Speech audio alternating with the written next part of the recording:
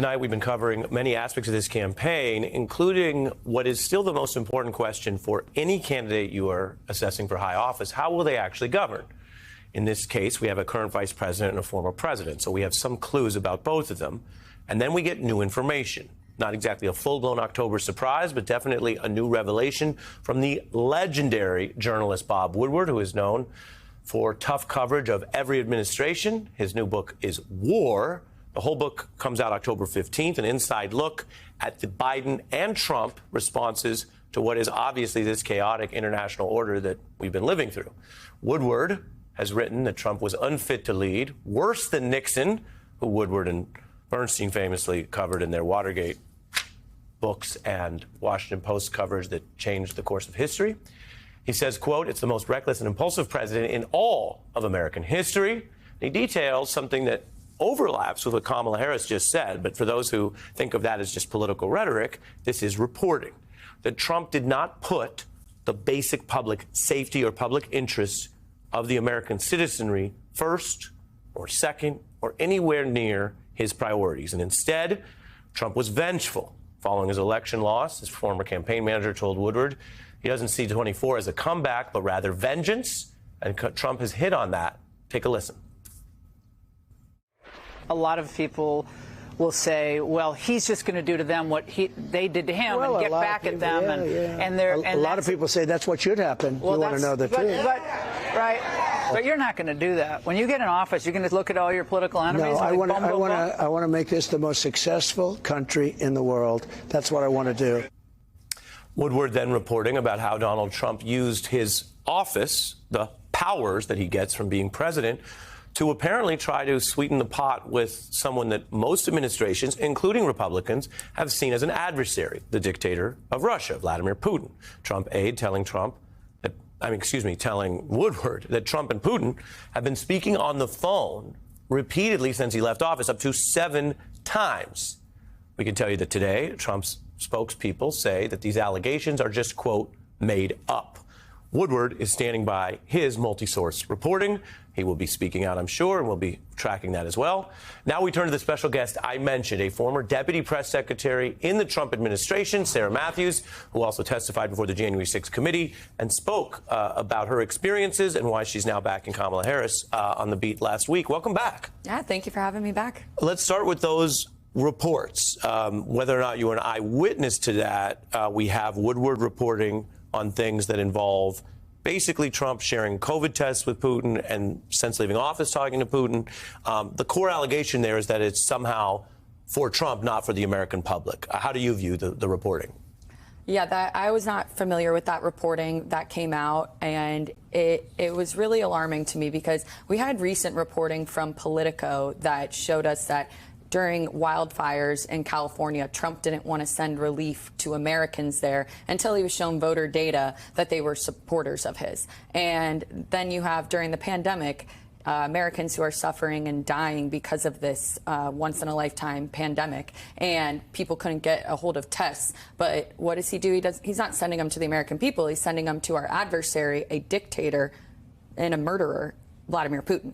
And that just goes to show you that he's buddy-buddy with someone like that because he admires dictators. He wants to emulate them. And he's even said so, that he would be a dictator on day one. And I know a lot of Republicans love to say, oh, Trump's just kidding. Well, my pushback to that is, who jokes about that? What kind of American president jokes about being a dictator on day one? And I think that it just shows how cozy their relationship is. And that's been one of my points of contention with him, actually, beyond the things that I have disagreed with him about. January 6th, as you mentioned, I testified against him in front of the January 6th committee because I believe he's unfit for a lot of reasons. But another thing is this relationship he has with Putin and how I believe that he would abandon Ukraine. And so it's definitely something that shines a light further on just how close the two of them are. On this idea of prioritizing somehow sweetening the pot for Putin on the COVID crisis rather than any other number of things you could do with the tests, the vice president was asked about this today. This is a big topic, and let's listen to what she said here, airing for the first time. Donald Trump has this desire to be a dictator. He admires strong men. People were dying by the hundreds. Yeah.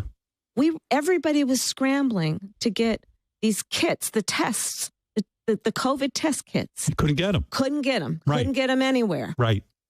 And this guy who is president of the United States is sending them to Russia, to a murderous dictator for his personal use?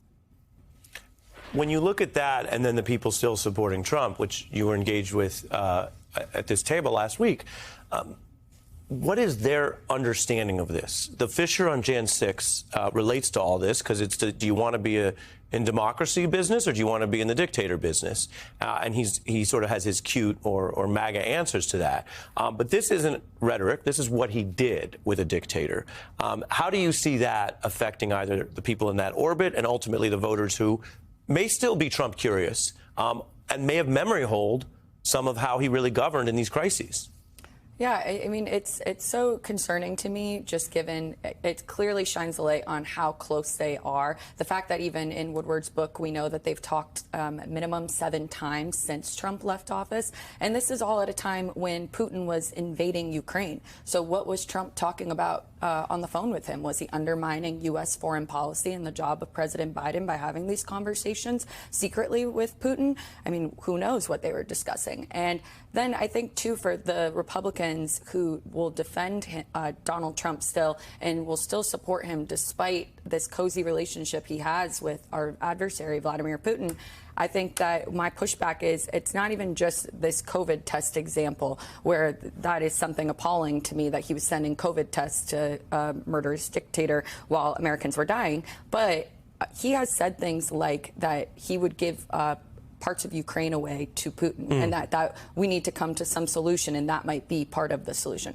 I believe in fighting for freedom and democracy and supporting our allies, and so I would not like to see that happen in Ukraine. I'm not saying we need to write a blank check to Ukraine. I know a lot of Republicans think we've sent too much money, but I think it's a worthy investment if we can keep the war contained there without it spreading further to our NATO allies and without having to put a single American soldier on the ground. And also, I think, too, this is something I brought up last week on your show, that Trump has said that maybe he would let Putin invade our Ukraine, our NATO allies, because they're not contributing enough to NATO. And so he has made kind of these, I think, lighthearted remarks saying, oh, maybe we but should. People hear the signal, But we should take Donald Trump at his word. Right. He doesn't deserve the benefit of the doubt. I'm running over on time, but I have one more question for you. We keep it real around here. We had that panel last week, and I heard from a lot of people directly and in public that really appreciated what you said, which is not easy, sitting with some of your former colleagues. And as you know, we try to bring people within reason on here with facts to have these conversations. So I wonder if you'd just enlighten us, share with the audience, why was it important to you to talk directly in what can't be an easy scenario with former colleagues, some of whom said they were against Trump for Jan 6 but took it back, others who literally went to prison for him. But to do that directly, because I think it's valuable at a time where we're witnessing Trump MAGA lying and Trump avoiding any forum that has that direct interaction, and you stood up and did it. I just wondered if you'd share your thinking on that. Yeah, I think it's really important for us to have these conversations with folks like that. By ignoring them, the issue isn't going to go away. Even if Donald Trump is defeated in November, MAGA is not going to go away. I think that is still going to be within the Republican Party. And so we need to confront it head on, be willing to call out these people and fact check them to their face. And that was what I was hoping to do during that conversation with some of my former colleagues. And I want to set an example, too, that I'm not afraid to sit there and have these conversations, even if it might be a little contentious, because I know that I have the facts on my side and the moral argument on my side. So for those who, I know some of the Republicans out there who have since changed their tune, who said that they were done with Donald Trump after January 6th and for one reason or another are now supporting him again. I often think it's because they place their ambition over what is good for the country. I want to be an example and say, no, I think that we need to call out Donald Trump for his falsehoods. And even if it's been politically detrimental to my career in some way for, not being able to maybe work in the Republican Party, I'm willing to take a stand and do what's right and have these open and honest conversations, even if they get a little contentious. Sarah Matthews, appreciate your voice and appreciate you coming back. Thank you. Thank you.